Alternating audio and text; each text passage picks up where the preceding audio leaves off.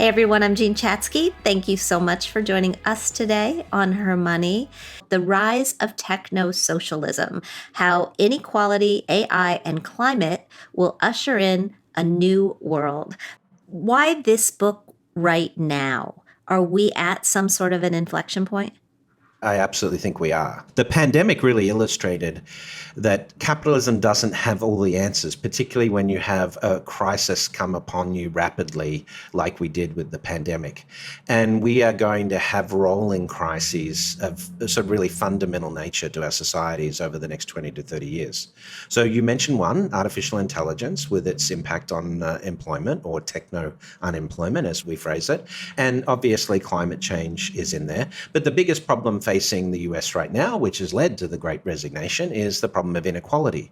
The US has the highest inequality of any modern nation at any time in history, and so during the pandemic, we saw the wealth of the US billionaires climb by $1.6 trillion.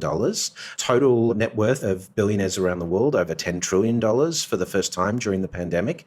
And that means today that the richest Americans own more than 90% of the bottom of the economic pyramid in the US. This is an unsustainable situation.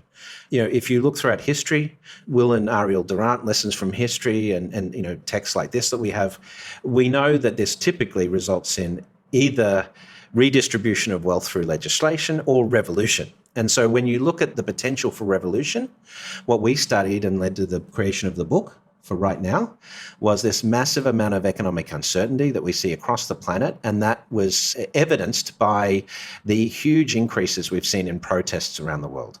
So in the last 20 years, protests have doubled in terms of frequency, but they've increased 1,000% in terms of participation from the 50-year average of the 20th century. That shows a lot of people are upset, a lot of people are uncertain about the future. So when you have inequality, AI ratcheting up that economic uncertainty, and then climate change impact on top of that, we've got some really fundamental issues we have to solve.